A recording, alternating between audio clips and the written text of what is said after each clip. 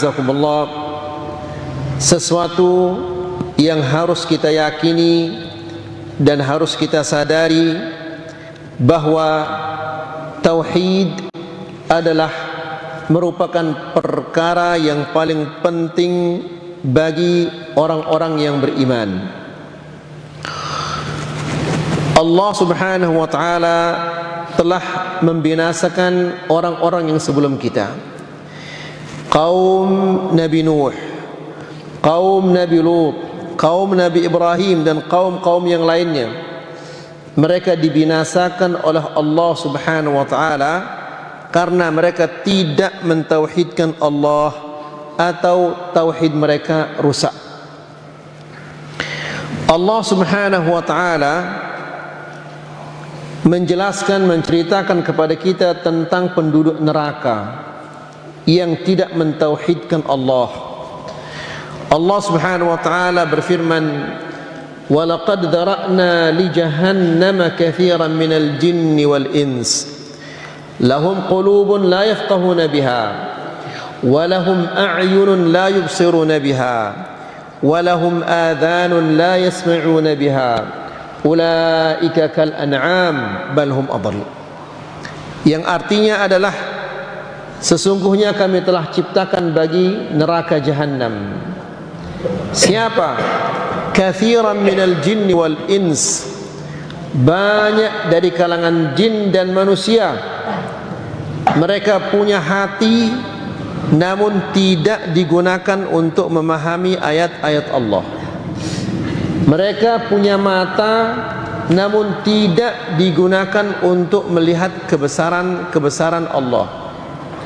Mereka punya telinga namun tidak digunakan untuk mendengarkan ayat-ayat Allah. Lalu Allah Subhanahu wa ta'ala menjelaskan, ulaika kal an'am, mereka itu adalah seperti binatang ternak.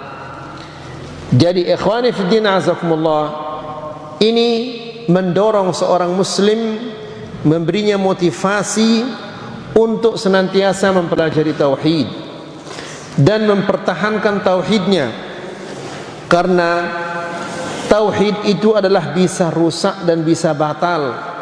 Sebagaimana wudu bisa rusak, bisa batal, demikian juga tauhid itu bisa rusak dan bisa batal. Lebih-lebih lagi di zaman yang penuh dengan fitnah ini, banyak sekali hal-hal yang dapat merusak tauhid kita. Bahkan ikhwani fiddin azakumullah, banyak sekali hal-hal yang dapat menyeret kita kepada kekufuran wal'iyadzubillah. Ikhwani fiddin azakumullah, kajian kita masih pada babun minasyirki an yastaghitha bighairillah aw yad'u ghairah. Bab termasuk bagian dari kesyirikan. Ingat ayolah ikhwah bahwa syirik ini adalah yang merusak tauhid. Bab termasuk bagian dari kesyirikan beristighatsah. Yastaghith, istighatsah itu meminta untuk dihilangkan kejelekan atau kemudaratan. Jadi bab bagian daripada kesyirikan meminta atau beristighatsah kepada selain Allah atau memohon kepada selain Allah Subhanahu wa ta'ala. Kemudian kita di kajian yang sebelumnya kita menyampaikan dalil yang terakhir di dalam bab ini, yaitu yang menceritakan kepada kita tentang di zaman Rasulullah SAW ada seorang ketua orang munafikin. Siapa namanya ya ikhwah? Siapa namanya? Abdullah bin Ubay bin Salul. Orang ini selalu mengganggu atau sangat sering mengganggu Rasulullah sallallahu alaihi wasallam dan mengganggu kaum muslimin. Lalu mereka mengatakan, qumu bina nastaghithu bi Rasulillah. Mari kita datang atau kita menemui Rasulullah sallallahu alaihi wasallam agar ia menghilangkan dari kita kejelekan orang ini. Nabi sallallahu alaihi wasallam mengatakan, innahu la yustaghatsu bi, sesungguhnya tidak boleh kalian meminta kepadaku untuk menghilangkan kejelekan itu. Wa innama yustaghatsu billah, jadi kalau minta untuk dihilangkan kejelekan itu, mintalah kepada Allah. Padahal di sini Rasulullah SAW dia hidup, dia ada, dan dia mampu untuk menghilangkan kejelekan ini. Ya. Namun kenapa Rasulullah SAW mengatakan demikian? Ini adalah adaban wa tawadhu'an li rabbih. Ya, Nabi SAW menjaga etika, menjaga sopannya terhadap Allah Subhanahu wa taala, supaya kita tidak menggunakan kata-kata yang tidak layak kepada terhadap Allah Subhanahu wa taala.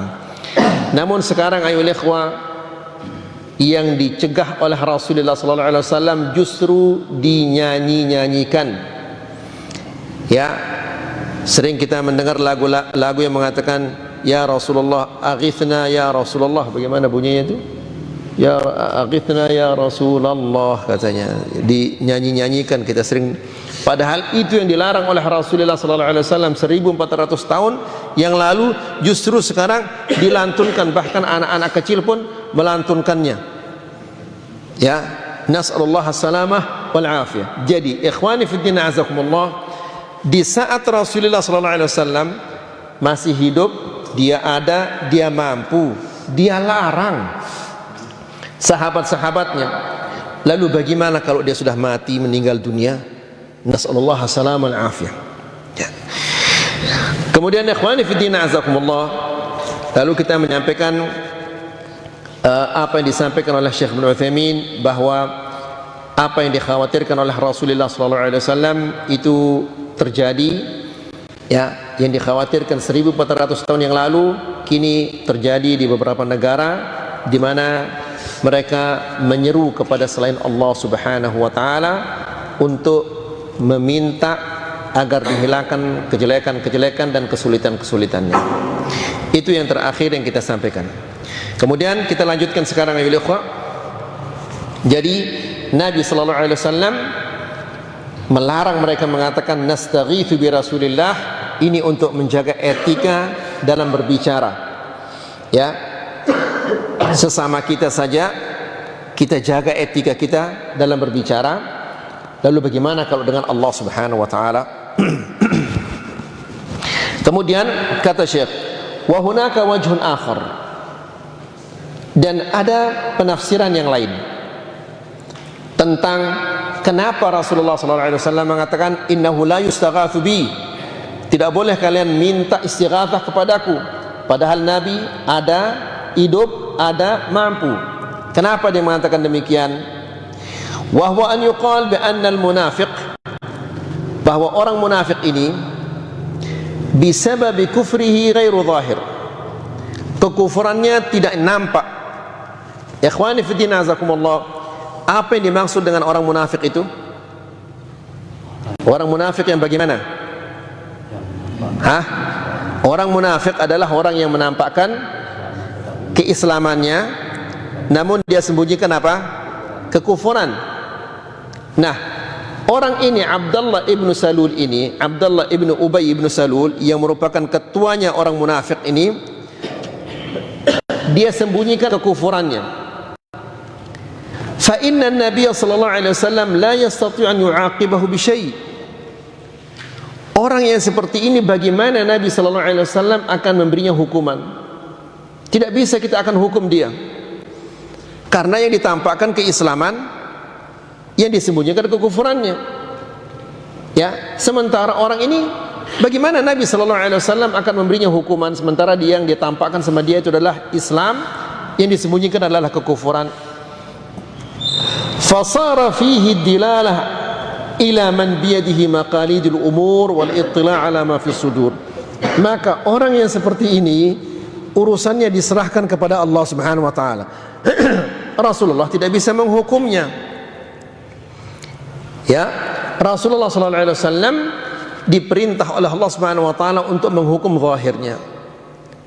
Adapun masalah yang batin itu urusannya dengan Allah Subhanahu wa taala. Sehingga Nabi sallallahu alaihi wasallam tidak bisa menghukum orang ini karena dia tidak menampakkan kekufuran, ya.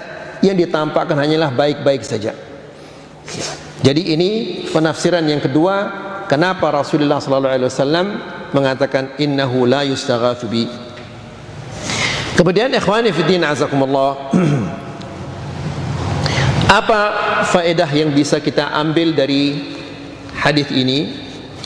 Yang pertama, al-istighatsatu bil makhluq jaizatun. Beristighatsah, minta pertolongan untuk dihilangkan kejelekan dari makhluk itu boleh, dengan syarat-syarat yang tadi kita katakan. Yang pertama, dia hidup, dia ada, dia mampu. Salah satu di antara tiga syarat ini tidak terpenuhi, maka tidak boleh minta kepada makhluk untuk minta pertolongan.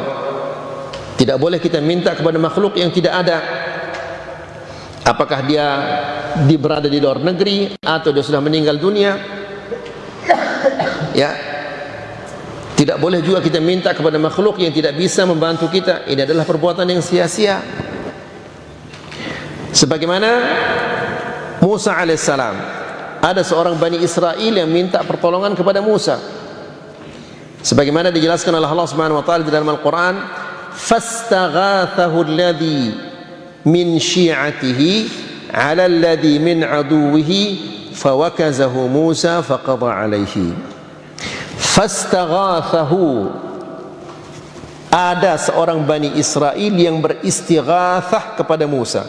Tadi kita katakan istighatsah itu apa? Meminta pertolongan untuk dihilangkan darinya apa? Kejelekan. Ya, ini yang dari Bani Israel ini, dia sedang diintimidasi oleh salah seorang dari kaumnya Fir'aun yang disebut dengan Qibti, orang Mesir. Ya, lalu dia minta pertolongan kepada Musa. Fastaghathahu, orang Bani Israel ini minta pertolongan. Fastaghathahu alladhi min syi'atihi 'ala alladhi min 'aduwwihi. Ya, yang dari golongannya dia, dari golongan Bani Israel, minta pertolongan kepada Musa, ya, terhadap musuhnya. Fawakazahu Musa, dihantamlah oleh Musa orang itu, maka matilah dia orang itu, karena Allah Subhanahu wa taala memberikan Musa kekuatan yang luar biasa. Jadi istighatsah itu dibolehkan dengan tiga syarat yang tadi. Yang pertama apa tadi? Dia hidup, kedua dia ada, ketiga dia mampu. Kemudian yang kedua, dari hadis ini kita bisa mengambil pelajaran al-irsyadu ila husnil lafzi wa himayatit tauhid. Hadis ini mengajarkan kepada kita agar kita sopan santun, etika dalam menggunakan kata-kata, karena bisa jadi dengan kata-kata itu tauhid kita rusak. Seperti apa kita contohkan kemarin ayo ikhwah, contohnya sering kita mengatakan kalau bukan saya mungkin orang ini sudah mati, kalau bukan saya orang ini sudah tenggelam, kalau bukan saya orang ini sudah kelaparan. Ini semua adalah kata-kata yang tidak sopan dan tidak pantas untuk kita ucapkan, ya, karena yang menggerakkan hati kita untuk menolong itu adalah Allah. Yang memberikan kekuatan bagi fisik kita untuk menolong itu adalah Allah Subhanahu wa taala. Jadi semuanya dari Allah Subhanahu wa taala. Tidak pantas seseorang mengatakan kalau bukan saya, atau kalau bukan ini, kalau bukan ini, tidak pantas. Tapi kata yang benar adalah kita mengatakan apa? Kalau bukan Allah kemudian saya, atau kalau bukan Allah kemudian obat ini, kalau bukan Allah kemudian ini dan itu, mungkin orang ini sudah binasa atau orang ini sudah jatuh. Ya, sering petani-petani kalau dikatakan Masya Allah tanaman antum ini bagus sekali, ya karena saya rajin menyiram. Kalau Allah menakdirkan dia rusak, meskipun setiap hari disiram, setiap hari disemprot, dia akan rusak. Tapi katakanlah kalau bukan Allah, kemudian karena saya rajin menyiram, rajin mengobatinya, mungkin rusak dia. Ya. Jadi ikhwani fiddin azakumullah, kita sangat menjaga etika dalam berbicara dengan teman, dengan tetangga, dengan orang tua. Maka etika berbicara dengan Allah Subhanahu wa ta'ala itu lebih pantas untuk kita jaga. Ya, termasuk tidak boleh kita mengatakan kalau bukan saya, kalau bukan ini, kalau bukan ini, tapi kita mengatakan kalau bukan Allah Subhanahu wa ta'ala. Kemudian yang ketiga, anna qawlahu la yustaghathu bi, sabda Nabi sallallahu alaihi wasallam, la yustaghathu bi, tidak boleh beristighatsah kepadaku. Di sini ada beberapa kemungkinannya, ada beberapa penafsirannya. Yang pertama, anna haula'i atau ila Nabi sallallahu alaihi wasallam fi zahiri qaulihim huwa al-i'timadu alaihi. Mereka ini yang datang ingin minta pertolongan kepada Rasulullah sallallahu alaihi wasallam karena kemungkinan besar mereka menggantungkan semua harapan mereka kepada Rasulullah sallallahu alaihi wasallam. Ini adalah sesuatu yang tidak boleh. Ya, tidak boleh kita menggantungkan sepenuhnya harapan kita kepada makhluk, tapi kita menggantungkan harapan kita semuanya kepada Allah Subhanahu wa ta'ala. Tidak boleh kita menggantungkan apa saja kepada makhluk. Nah, sehingga Nabi sallallahu alaihi wasallam mengatakan la yustaghatsu bi, tidak boleh kalian beristighatsah kepadaku, tapi istighatsahlah kepada Allah Subhanahu wa ta'ala. Ya, jadi zahirnya dari perkataan mereka ini, mereka menggantungkan harapannya sepenuhnya kepada Rasulullah sallallahu alaihi wasallam. Lalu Rasulullah sallallahu alaihi wasallam mengajarkan mereka hal yang benar, bagaimana caranya kalau beristighatsah. Yang kedua, anna Nabi sallallahu alaihi wasallam arada an yata'addabu fil lafz. Di sini Nabi sallallahu alaihi wasallam ingin mengajarkan mereka bagaimana mereka beretika ketika mengucapkan kata-kata yang berkaitan tentang Allah Subhanahu wa ta'ala, hatta la yajurrahum ila al-istighatsati bighairillah, supaya jangan, ya, karena mereka mengentengkan ucapan-ucapan itu, tidak menjaga etika mereka dengan Allah Subhanahu wa ta'ala, akibatnya mereka mengucapkan kata-kata yang kufur, yang bisa membawa mereka kepada kesyirikan. Contohnya ayolah, sering kita mendengar orang-orang yang mengatakan la ilah. Coba, kufur apa enggak itu kata-kata itu? Kufur yang sangat nyata ini kekufurannya. Ya, namun subhanallah, kata-kata yang kufur ini sudah terbiasa diucapkan oleh lidah sebagian kaum muslimin, yang mendengarnya pun tidak berusaha untuk mencegahnya. Ya, tidak berusaha untuk mengajarkan, menunjukkan kepada saudaranya ucapan yang benar. Bagaimana cara mengucapkan yang benar? Ini adalah ucapan yang salah. Yang benar bagaimana? La ilaha illallah. Tapi justru dia mengatakan la ilaha illallah. Nasallallahu alaihi wasallam al-afiyah. Ya, jadi ikhwani fi din azakumullah. Kemudian yang ketiga yang kita katakan tadi di sini adalah karena Nabi sallallahu alaihi wasallam tidak bisa memberikan hukuman kepada orang munafik. Karena orang munafik itu dia sembunyikan kekufurannya, dia tampakkan keislamannya. Jadi yang dilihat oleh Rasulullah sallallahu alaihi wasallam zahirnya, keislamannya yang nampak. Itu yang dihukum oleh Nabi sallallahu alaihi wasallam. Adapun batinnya itu urusannya dia dengan Allah Subhanahu wa taala. Ya, kita diperintahkan oleh Allah untuk menghukum zahir seseorang. Adapun batinnya itu urusannya dia dengan Allah Subhanahu wa taala. Kemudian yang keempat, saddut turuq al-mufdhiyati ila syirik, menutup semua jalan yang dapat mengantar kepada kesyirikan. Ya, Nabi sallallahu alaihi wasallam semua jalan yang dapat mengantar seseorang kepada kekufuran telah ditutup oleh Rasulullah sallallahu alaihi wasallam. Salah satu contohnya ya ikhwah, Nabi sallallahu alaihi wasallam mengatakan la tajlisu 'alal qubur wala tusallu ilaiha wala 'alaiha. Jangan kalian duduk di atas kuburan, jangan kalian solat menghadap ke kuburan, jangan kalian solat di atas kuburan. Kuburan bukan tempat solat, ya, apalagi solat menghadap ke kuburan. Dan ini terjadi, yang dilarang oleh Rasulullah SAW 1400 tahun yang lalu, kini terjadi. Banyak orang-orang yang menguburkan orang lain di dalam masjid, kemudian orang-orang yang sholat di dalam masjid itu sholatnya menghadap ke kuburan itu. Nas'alullah salaman afiyah. Kecuali sholat apa yang boleh? Sholat jenazah. Kenapa? Karena sholat jenazah itu tidak ada ruku, tidak ada sujudnya. Ya, Nabi juga sebelum dia menghembuskan nafasnya yang terakhir, dan biasanya orang yang sebelum dia menghembuskan nafasnya terakhir, yang diucapkan itu pasti adalah sesuatu yang penting. Ya, Nabi sallallahu alaihi wasallam mengatakan, la'anallahu al-yahuda wan nasara ittakhadhu qubur anbiya'ihim masajid.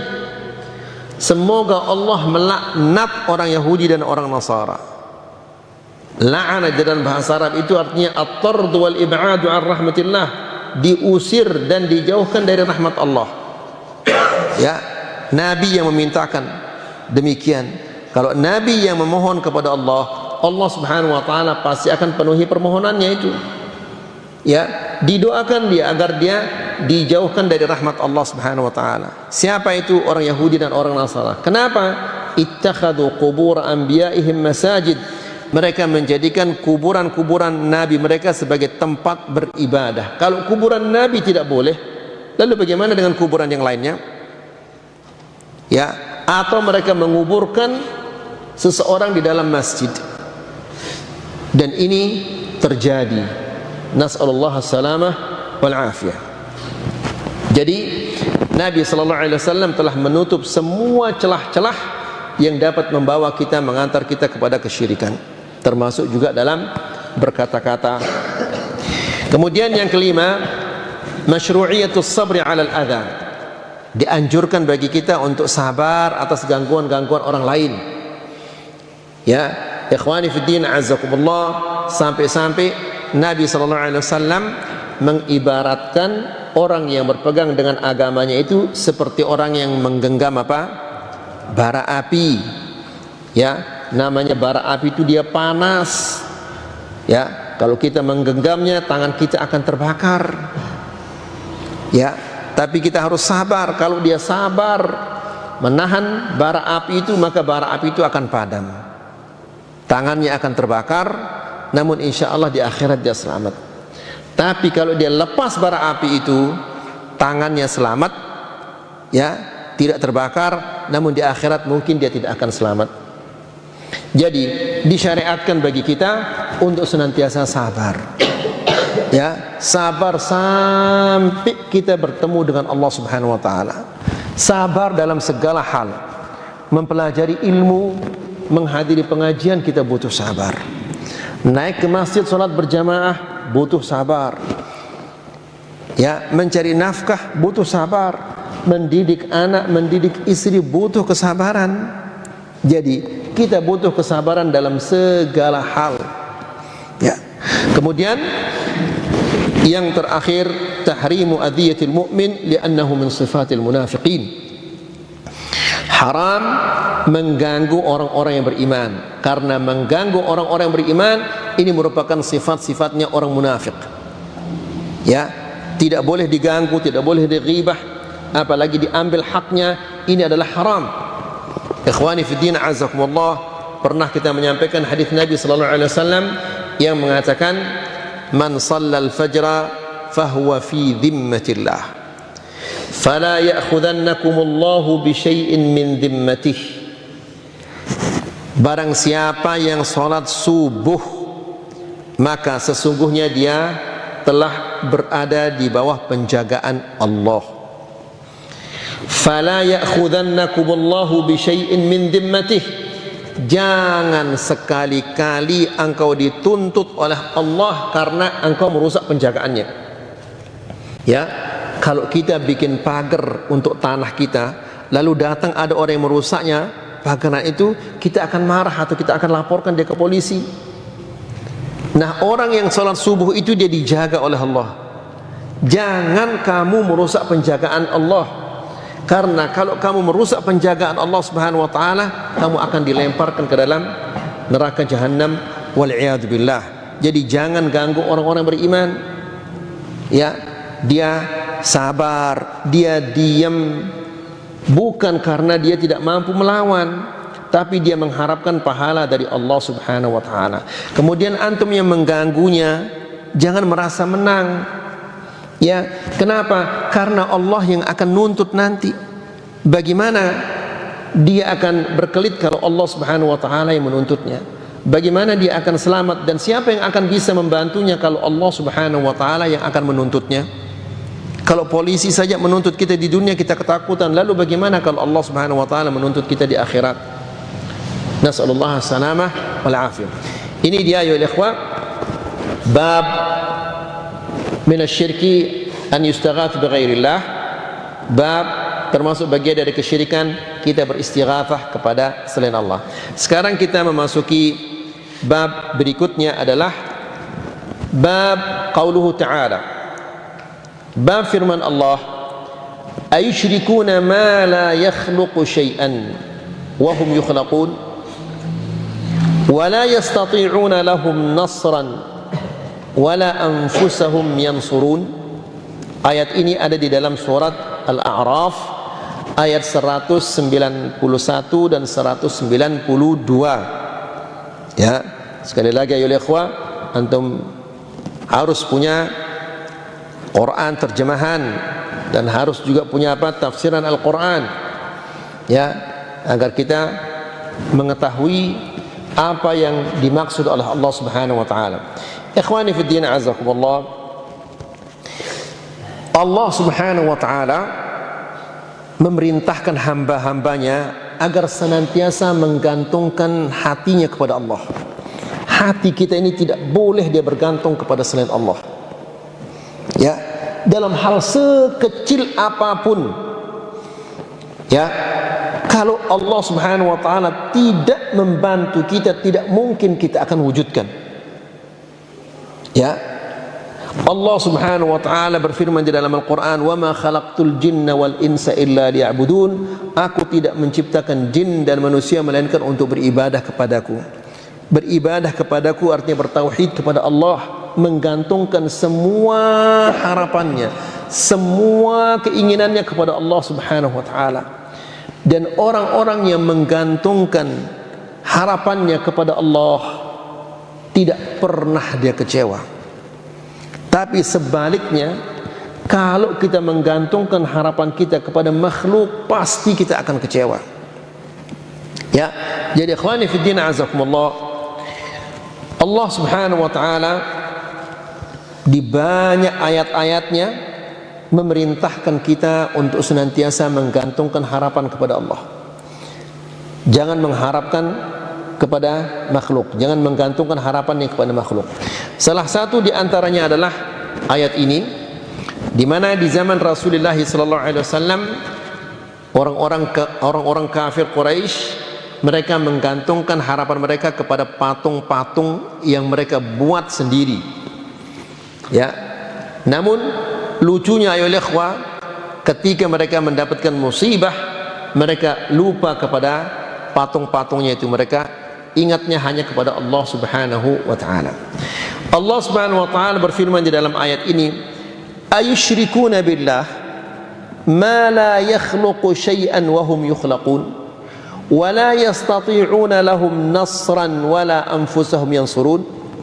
Jadi Allah Subhanahu wa taala ingin menunjukkan betapa lemahnya akalnya orang-orang yang minta kepada selain Allah.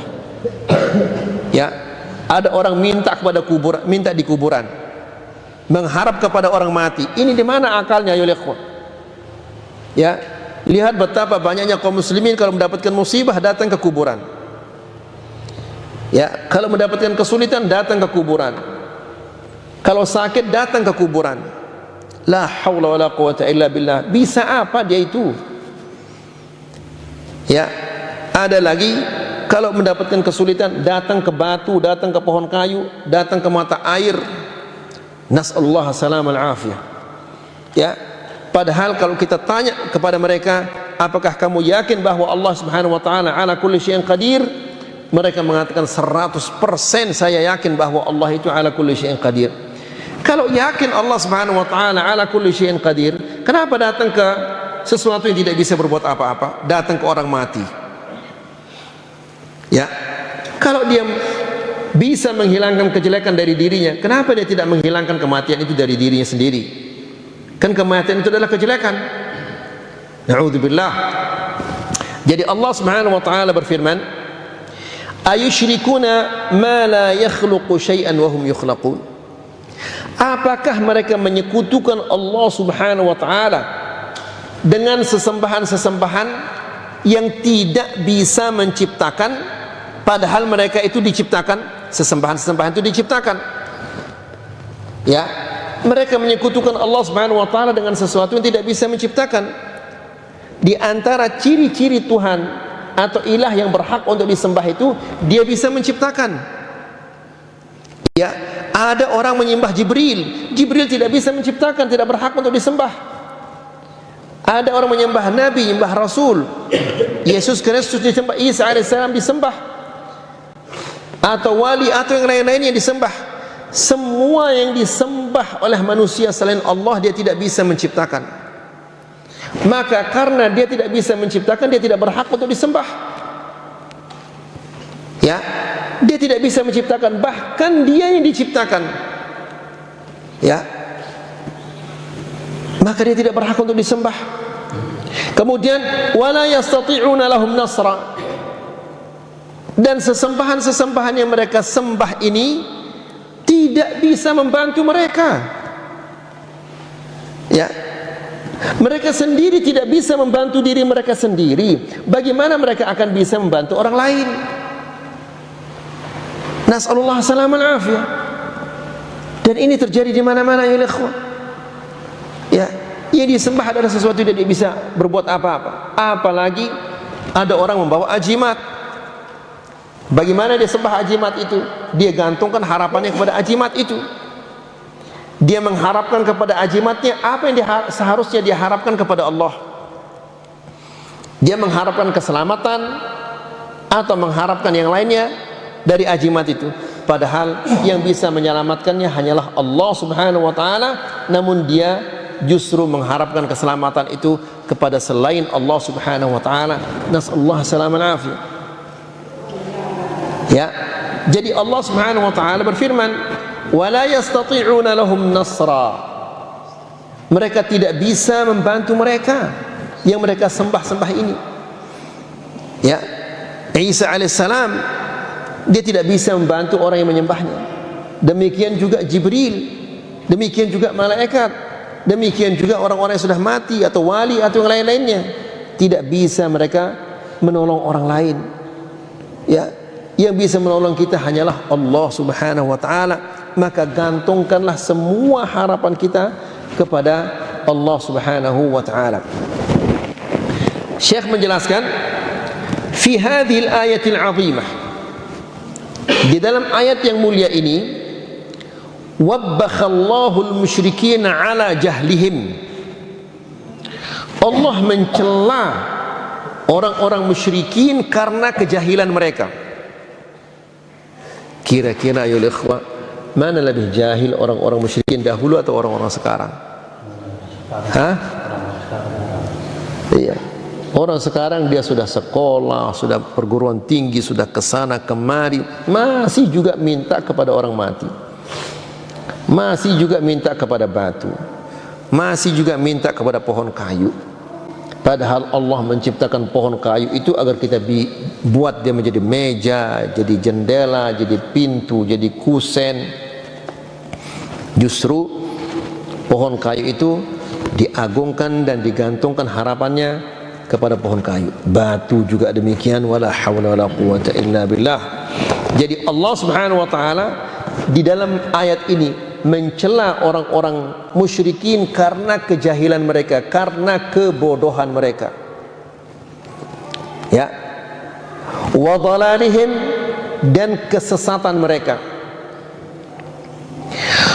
Wa bayyana ajza hadhihi al-asnam min annaha la tasluh an takuna ma'budah.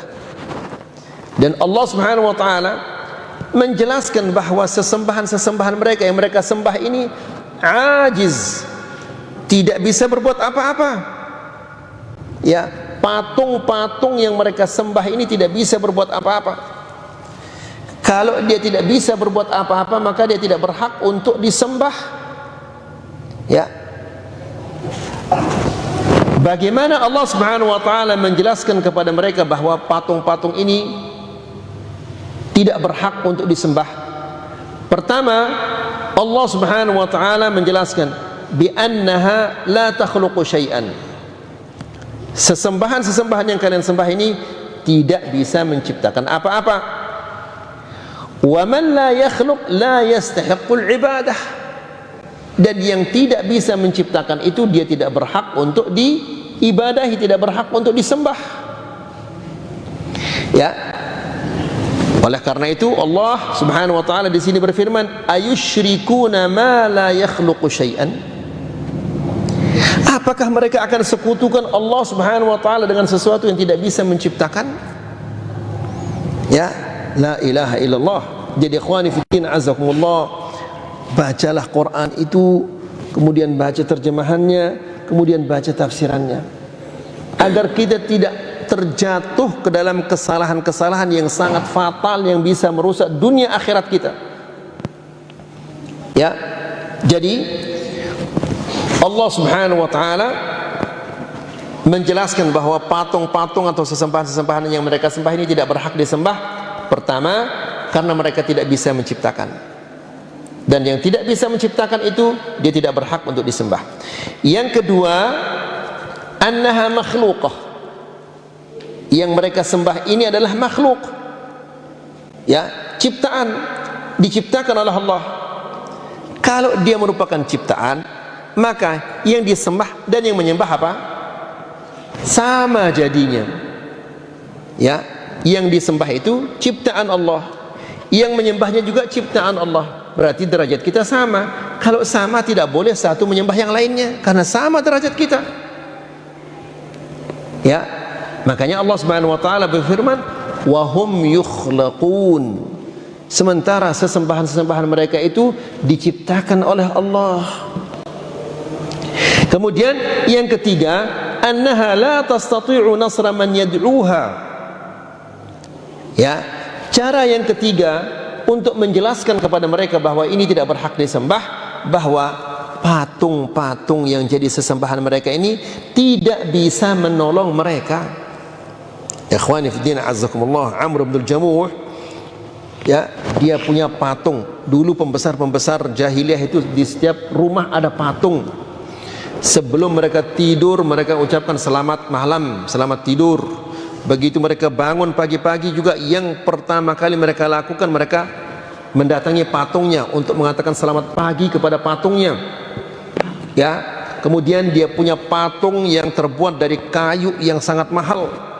Kemudian dia selalu melumuri patungnya ini dengan minyak wangi yang paling mahal. Ya, dia tidak tahu kalau istrinya, anak-anaknya sudah masuk Islam. Ya, begitu anak-anaknya ini, begitu bapaknya sudah ngerok tidur, diambil patung ini kemudian dibuang di tempat sampah. Pagi-pagi marah dia, mana patung itu, mana, siapa yang berani mencuri Tuhan kita, kan? Lalu cari sana sini, ditemukan patungnya, bahasa kita dilongkak, diambil, dibersihkan. Kedua kali lagi diambil patung ini, begitu bapaknya tidur, diambil patung ini kemudian dibuang lagi di longkak itu. Bangun dia, marah dia lagi. Siapa yang bisa, yang berani-beraninya mengganggu Tuhan kita? Ditemukan lagi di tempat itu, diambil lagi, dibersihkan. Ketiga kalinya dikasih dia pedang, digantungkan dia patungnya ini pedang. Wahai patung, saya tidak tahu siapa yang melakukan demikian terhadapmu, dan ini ada pedang, silahkan kamu bela dirimu. Lindungi dirimu kalau memang engkau ini adalah Tuhan yang sebenarnya.